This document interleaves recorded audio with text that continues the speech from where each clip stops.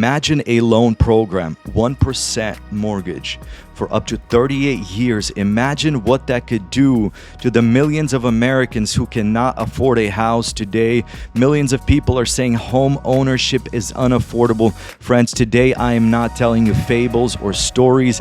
This is a real program called USDA Direct. I have Mark today with me in the studio. He has helped hundreds of families get access to home ownership through this program. I want to encourage you, stick around to the end. This could be valuable, life-changing information either for you or somebody that you know, family, friends, relatives. There's millions of Americans who cannot get access to home ownership because of the high interest rates. And I want to tell you, realtors, mortgage brokers are not talking about this. It is not too profitable for them, but it is my personal mission to spread this loud, clear, and far and wide so people could become homeowners and reap the great benefits of wealth, equity, and stability that has to offer. But Mark, thank you so much for joining me today. Yeah, thank you, Rowan. I think that was a fantastic intro. I appreciate you. I appreciate getting to know you over the last couple of years. It's been a blast with you and your community out there in San Antonio. Everybody I interact with is such a joy and such a privilege to get to know, and then the word spreads not just in San Antonio but all across the U.S. about the community that you have out there and that you're building out there. So I appreciate that. A little bit about me. So I got into this before I was doing loans. I was working in tech, and there was a point where my wife and I we were 3 years married. We were ready to settle down a little bit. We actually found out about the USDA Direct Loan. We applied. We got approved, and we purchased a home in Black Diamond, Washington for $620,000. And our monthly payment on it was $2,300. And I didn't at that time realize how significant it was until I went and had dinner with my neighbors. They were so nice and gracious, and they were like, "Come over to dinner. It's nice to meet you." And we're just talking, and they were just saying like, "Oh, how'd you get into this house?" And they were telling me that they were paying $3,500 a month. And I was like, hold on, how much are you paying? How much am I paying? And then it began to really click for me that this thing is special. When you don't understand interest rates and you don't understand the housing market, and somebody says, oh, it's a 1% interest rate, it's a 7% interest rate. That's all kind of background noise. When you start hearing about the monthly payments, then it all starts to open up and clarify, because everybody's paying monthly payments right now, whether you're renting or you have a mortgage. So that's a bit of an easier thing to understand. And once we got into it and begin to understand that monthly payments can be reasonable and affordable when you actually purchase something significant, in our case, it was $620,000 and $2,300. That's how much we were paying for our apartment. We had an 800 square foot apartment, and that's how much we were paying for. So to go into that, change, that was like a light bulb that unlocked. And not just that, then we began to start helping other people. I mean, my co-founder Serge, he had been working in this for quite some time, and he had helped like many families kind of purchase a home with the USDA Direct Loan. And then just to start hearing some of their stories where they buy at $300,000 and then 2 years later their home is worth $500,000. That got me so excited, because building wealth does not solve all your problems. Sometimes it creates more problems, but it does solve a lot of problems, and it does help with peace, and it allows people to live from a position of generosity rather than scarcity. And that got me really excited to help more people doing that. And the thing is, when we got into it, the process was tedious, it was long, it was so much paperwork. I'm like, my background in technology, I'm like, man, we can make this so much easier and so much better and help so many more people. The USDA as a whole is a government organization. When you go to your grocery store and you see the green organic sticker, that's USDA. There's a division of the USDA called Rural Development, and this division has been helping people purchase homes since 1949, actually. But something happened in the last 10 years that just made this specific loan more accessible to more people. Where in the past, you had to have a roof that was falling apart. You had to be a family of 7 in a 2-bedroom house, or your income needed to be extremely low in the past. Now what has happened is there's income bands where if you're a household of 1 to 4, you have one income limit on this program. If you're a household of 5 plus, you're another income limit. So if you're, a family of 2, you're in that 1 to 4 category. And for example, in the San Antonio region in Bexar County, if you're making less than $70,000 per year, you could qualify for the USDA Direct Loan. So anyway, that's kind of how it's becoming more accessible now. But overall, when people hear about it, I love to share all the downsides with this loan up front. Because when people hear the good stuff, they're like, oh, this sounds way too good to be true. But like anything in life, there's trade-offs, there's pros and cons. The biggest downsides, I'd say, number one, is it's just not that fast. In comparison to a conventional loan, you can get pre-approved in about 24 hours. Yeah. With the USDA Direct Loan, our organization will pre-qualify you and get you an idea of how much you qualify for, but the official approval comes from the USDA themselves, and that process, it varies. Every state across the US is different, but in the state of Texas takes about 45 to about 60 days. So about 2, maybe 3 months to then get approved and start shopping for a home. So that's downside number one. Number two, and I say this is a downside, but if I'm talking to people in Texas, this is not usually a downside, but you have to live in what's considered a rural area. And usually if people are living in Texas, they're not seeking the big city, they're not seeking the apartment or the condo downtown. You want a little bit of space, you want a little bit of breathing room, but you need to live in an area that's considered rural. We actually built a website, search.homedirection.org. If you just open it up, it'll adjust to whatever location you're in, and you can see eligible homes for this loan that are around you. So those are 2 things. And then number 3, there's area loan limits. So there's not there's a maximum amount that you could purchase. So you're not going to buy your $1 million home, but this is perfect for your entry starter level homes. I wanted to just focus on that part where you're mentioning that there is certain boundaries where you can buy or you cannot buy. And in the San Antonio area or metro area, it's very interesting because the city limits, you could be inside San Antonio and right across the street, you're going to be considered outside city limits. Some people will say, well, I don't want to live somewhere out in the boonies where it's, 45 minutes to a grocery store, or, 30 minutes to a hospital. I want to say it's not as bad as you think it is. You could literally be outside of 1604 Loop, which is right next to SeaWorld, right next to Medical Center, right? You have your shopping there, all the nice malls that are right there. And you can be considered rural. You can be considered outside city limit, and you could take advantage of this loan. Or if you want acreage, which a lot of my buyers, they do want acreage, and they want the chickens. They want to have a place for the kids to run around and for the dogs. You can move out a little bit further and you can look into getting, 2-3 acres and a nice home with a very manageable payment. I mean, you were talking about payments. I had a family that, they just bought a $320,000 home. I looked at their payment, my jaw dropped. It was like $1,600. You cannot find a house for rent for $1,600 in San Antonio. This family bought their first home with over an acre, beautiful place, and they're paying less than what they would be paying if they were renting that house. So those are the major items. The benefits are there's no down payment required if you have less than $15,000 in assets. What does that mean?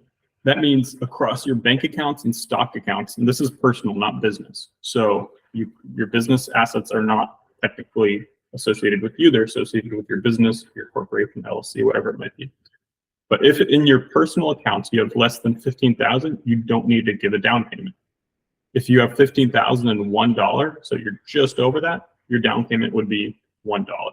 If you have $15,002, your down payment would be $2. $15,500, $500 is your down payment. Now, are down payments a bad thing? Not necessarily. Like, let's say you have $50,000 and you would give a $35,000 down payment. That's not necessarily a bad thing. Or let's say you're qualifying for $300,000 and you see that house you really love and it's $335,000. And you could put a $35,000 down payment and get a loan for the remainder of the 300,000. But that is a benefit, especially when starting out.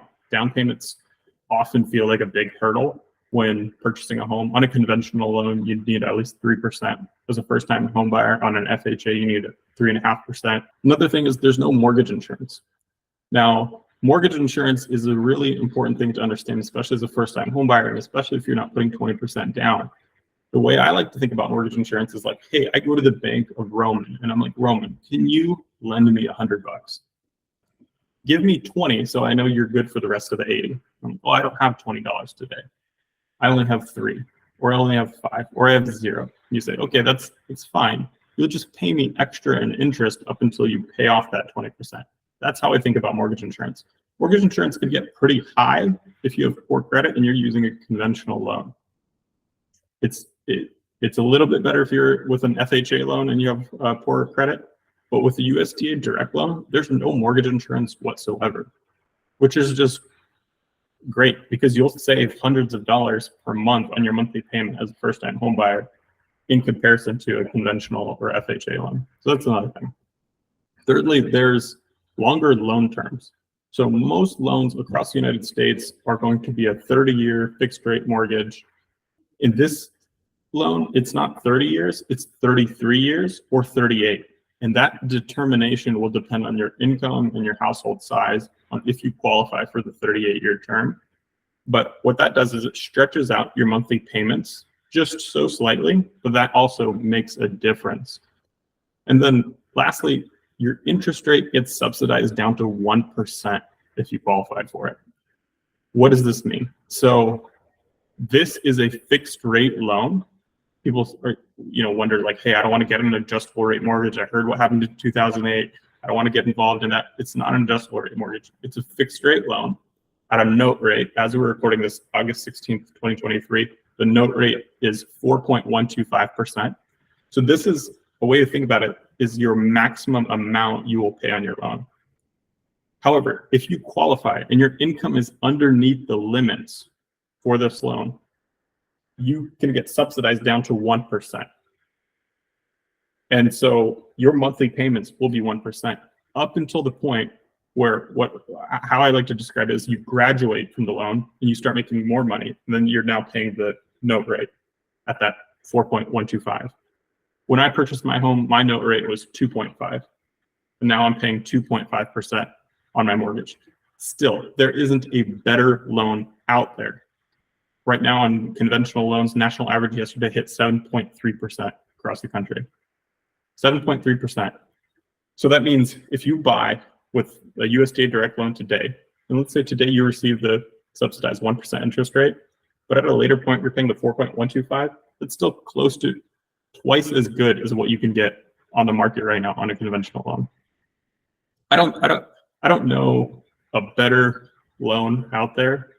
And when I deeply begin to understand this and deeply begin to see how people's lives were getting changed and just the opportunity to make it better, I said, hey, I'm dedicating the next 10 years of my life to only working on this.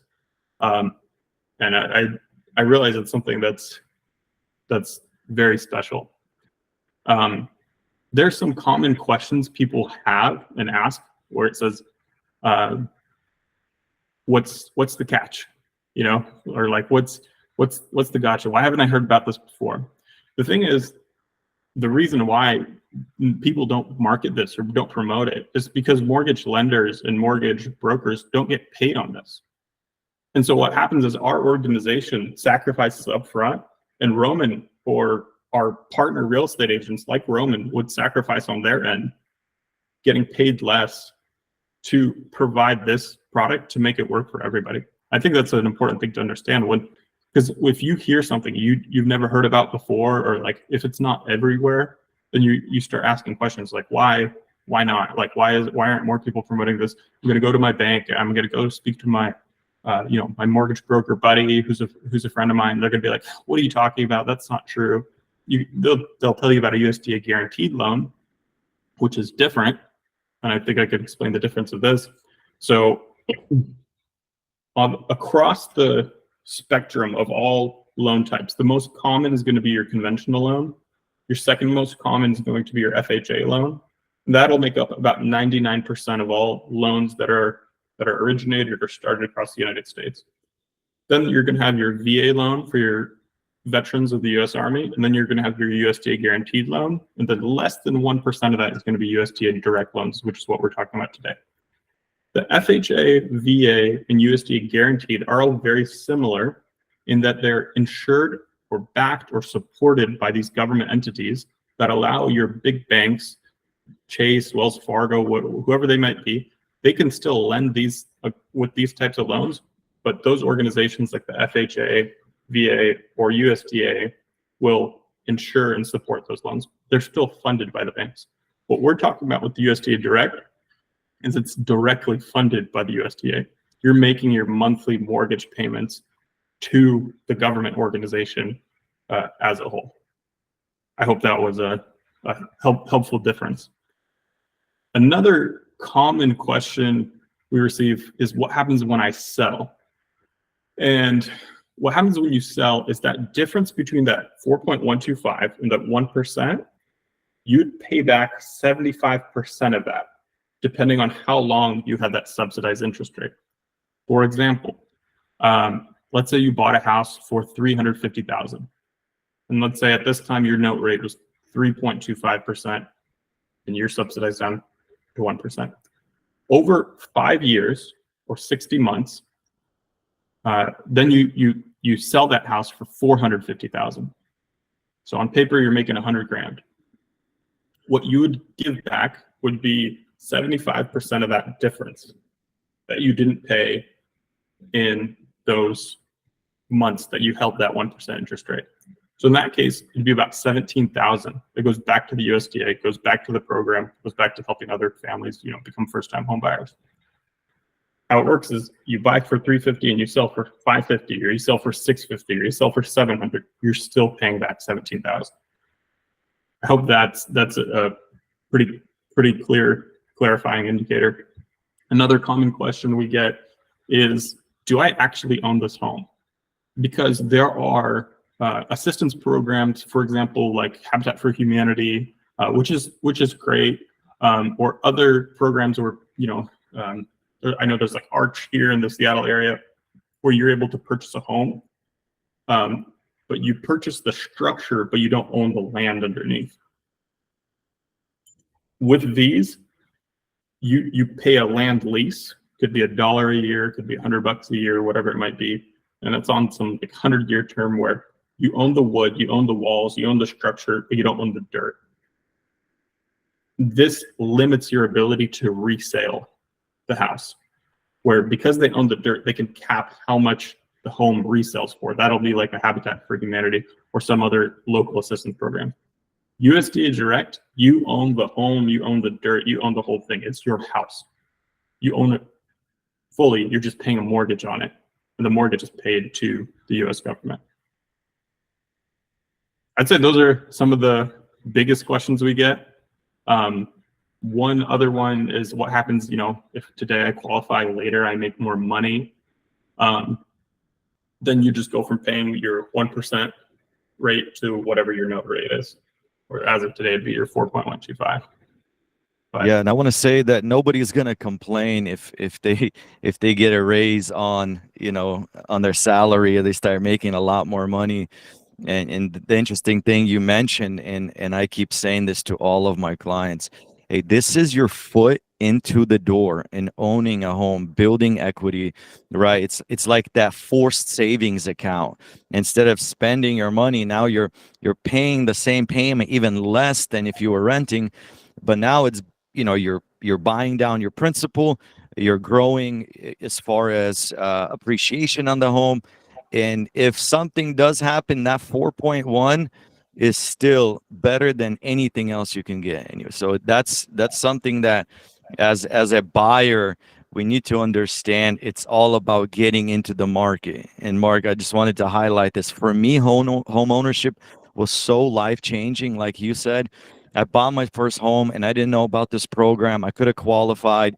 I ended up coming out of pocket like over $40,000 just to close on the property. I saved up money. I went through all the stress. I paid the mortgage insurance. I did everything that had to be done just to become homeowner. But it was all worth it the moment that 3 years later I went to sell the home and I got that big check of equity, after closing on that property. And then I went and I took the next step, which is upgrade. That's how you upgrade in life. You start small, you build equity, you sell, and you buy something nicer and nicer. And before you know it, in 10 years, you're going to be living in the dream home that you were always, imagining. So that's something, on the front end, I know some people could get a little bit greedy saying, well, I don't want to give away this, or I don't want to pay a higher rate. It's all about the opportunity that you're receiving. Is there like a minimum credit? Obviously the better the credit, the better. Is there anything that will count people out? Maybe let's also talk about Bear County. What is the maximum amount that a family can make? Let's say with two people, husband and wife, single, and then maybe with the bigger family. What are those numbers look like as far as income and credit? Yeah. So for credit, USDA wants to see a credit score of 640 or higher. And if you're lower than 640, there's a couple rules that come into place. So they want to see no late payments in the last 12 months if your score is lower than 640. Also, if your score is lower than 640, we're going to need what's called a verification of rent, meaning you've been paying rent on time for the last 12 to 24 months. Then also alternative trade line, so that you've been making on-time monthly payments. So this could be in the case where somebody has no credit at all. So you run a credit report and it just comes up blank. We can do alternative trade lines. So that verification of rent, showing you've been paying rent payments on time, and also something like a phone bill or utility bill, so you're making your monthly payments on time. But generally speaking, you're 640 or greater, we're pretty much in the clear. Just no recent bankruptcies in the last 3 years. We need to be 3 years from our discharge date. Then I'll pull up the Bear County income limits. So every county across the U.S. Has a different income limit, and this is defined by what's the median household income for a family of four in that specific county or that specific area. And those median limits are set once a year by actually HUD, so the organization that governs the FHA. But for a family of 1 to 4, the income limit is $70,250 in Bear County. It's slightly higher actually significantly higher in Kendall County, which I believe is pretty close by. We can go up to 95,000.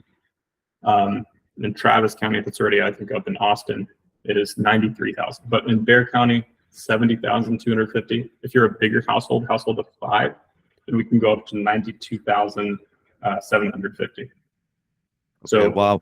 What's that, before we move on from this topic, what's the max purchase price for somebody who is in that top bracket? I think it's in the 400s. Is that correct? yes, yeah. So it'd be, I believe it's 419,000 is the current loan limit in Bear County. Yeah.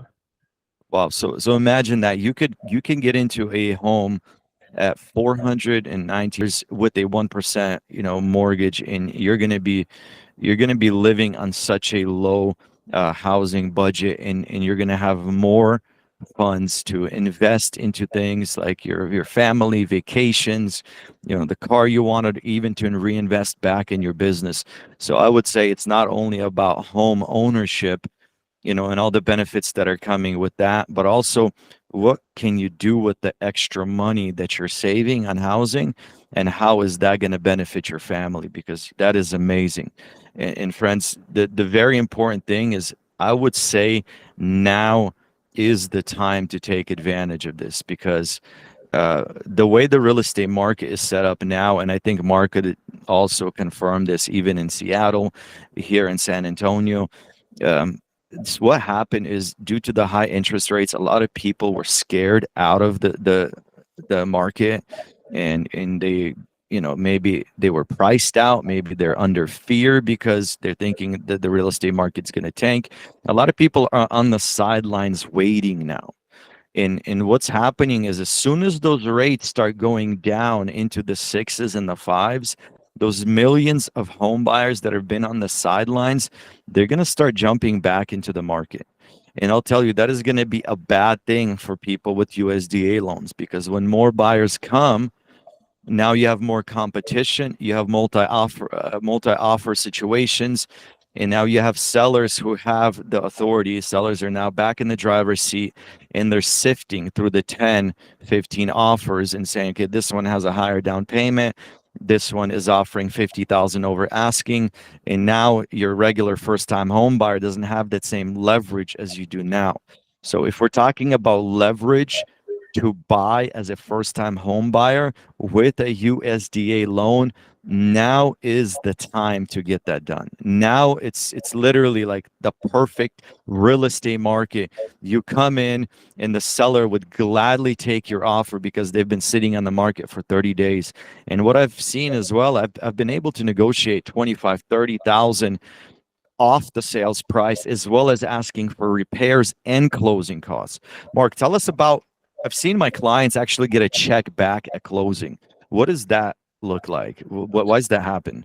Yeah. So what happens is with the USDA Direct Loan, so you put your earnest money down on your real estate transaction. Earnest money, you're just showing your seller you're serious. So you're putting your $2,000-$3,000 down after you sign your contract, and that goes into escrow. That sits there to show the seller that you're serious.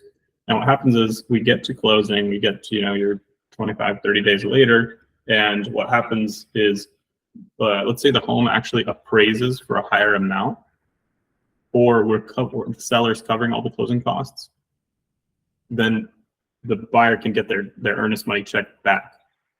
What happens is if a home appraises for a value higher than the purchase price and you qualify for a higher loan amount, all your closing costs can be financed. So let's say you qualify for $350,000, the home appraises for $360,000, and your closing costs are $7,000-8,000. You can roll those into your loan and pay 1% interest on those closing costs. Wow, what a benefit! Yeah, that is so good. Yeah, I think what you mentioned in terms of the housing market, what do you say to people who are like, I'm just waiting for it to crash? Yeah, that is something that I hear over and over. We're waiting for the housing market to decline. And I want to tell you that it's something, if we're looking at inventory, so realistically, there is a supply and demand balance that is always affecting the housing prices. And each real estate market is localized. It's a local market. So what's happening on the West Coast, what's happening in Texas, it's going to be a different story. But we're looking at inventory. How many houses are for sale? We're looking at number of transactions. And now people are not selling their homes for one reason, is because they're all sitting. Millions of Americans are sitting in a 2.5%, 3%, 3.5% mortgages that they got post pandemic, and they're sitting in the low interest rate saying we're not gonna sell, and so that is creating the inventory squeeze. Therefore, that's propping up the real estate market from declining. And if we look year over year, I believe Redfin just came out with data. We are positive year over year. So everything that last year the real estate market lost, we have gained this year, and now we went positive. So if we've seen such stability in the most uncertain times, we have to understand that there's a demand for housing, and there's not enough inventory. When there's more demand than inventory, that means that there's stability and there's appreciation. So I would not bet my kids' future. I would not bet my own life on the fact that the housing market is gonna go down, especially if you're not buying an investment property. Friends, we have to look at this with sober eyes and understand, if you're buying a primary residence, you will be there for at least 3 to 5 years. And so you're not looking to sell quickly. So even if the market does decline for 1 year, let's say that happens, something crazy happens in the market, it does decline, but then the next 5 years it appreciates, you're still not going to lose. So you have more to lose by waiting, putting your life on hold, and then if something does happen where those interest rates will come down, you will see a flood of buyers, and we're going to go back to that, seller's market with 10, 15 offers per home. So that is me looking at the data of our local real estate market and saying, I would not put my life on hold. Go ahead and take that step forward, especially if you can qualify for the USDA loan. Yeah, if you look at history of the last 50 years and just the median housing prices, there's been one significant decline when prices dropped. That was 2008. What happened in 2008 is not what happened in 2008. It's actually what happened in 2003, where there was leniency in mortgages where you could qualify. Anybody could qualify. You can verbally just say, stated income, how much you make. So those are very different times, and laws and regulations have gotten significantly more strict then. But even if the market drops, I think it was 27% from where it was across the United States. If it drops like another 27%, we still will not be at our pre-COVID levels in terms of the median housing prices. So even if it drops again, we're still higher than where we were before COVID.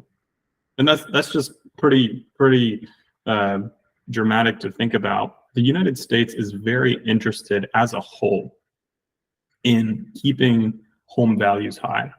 I heard a statistic the other day. The average net worth of a homeowner is about $250,000. The average net worth of a renter is about $6,000.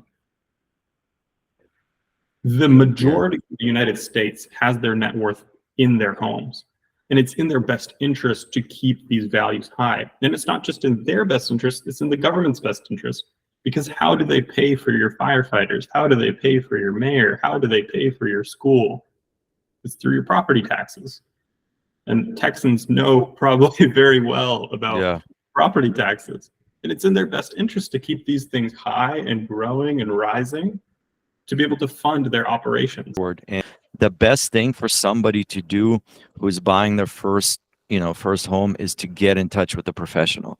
Instead of trying to navigate the space through, media headlines and, advice of, if you will, people who are not real estate professionals, maybe your neighbor Bob or, Aunt Susie, who is just giving an opinion, reach out to a licensed professional who's passionate about helping people become homeowners.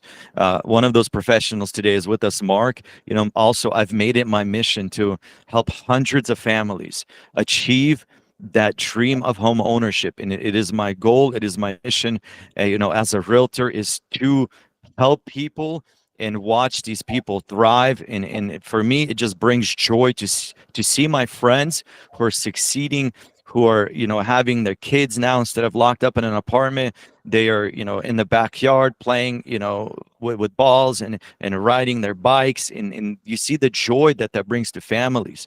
So I would say that, we really need to put aside all the naysayers, all the doubts, contact a professional like me or Mark, maybe you have somebody else, and have them give you the steps you need to take for the next 2 to 3 months in order to get ready to buy a home. Mark, if people wanted to reach out to you, maybe you have a couple last words, and then you can say how people could find you, and that way we can help these people not only hear about it, but actually take that first step and begin this journey. Yeah, I think if you want to get somewhere, the first step you need to do is to understand where you are. If you reach out to us, we'll at least help you understand where you are. You walk into that big shopping mall and you're like, where's the store that I'm going to? And you see the sign, it has a little star that says you are here. That's the first step, is to understand where are you, where do you stand financially, what's the best potential program to fit for you. Maybe it's not a good time for your financial situation to purchase a home. Maybe you need to pay off some debts. Maybe you need to work on your credit a little bit. It's just important to see, where do you stand right now. Anyway, you could reach out to us. homedirection.org is our company, our organization. Phone number 253-300-4811. We have people speaking in English, Russian, Ukrainian, Spanish. Happy to help. If you want to find eligible homes, go search.homedirection.org. You can find eligible homes, get an estimate and an idea of what your monthly payments might be on there. But But overall, happy to help, happy to see more people build wealth through home ownership.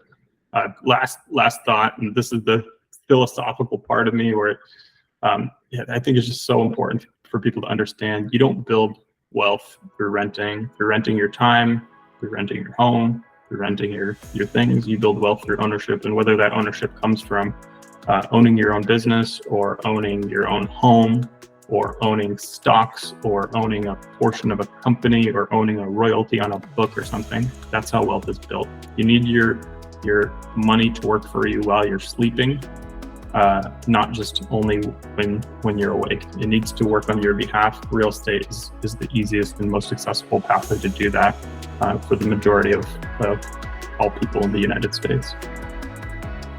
Thank you, Mark, for your time. And this has just been truly a blessing to have you here with us. I want to tell you that you can also reach me. I'm the local boots on the ground here in San Antonio, Texas.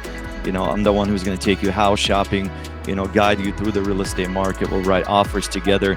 You know, my goal is to help people save on the purchase, you know, protect them from any risk. So I'll leave all of my information below, my cell phone number, and just every possibility or channel that you can reach me on. Other than that, have a great day, and hope to hear from you soon.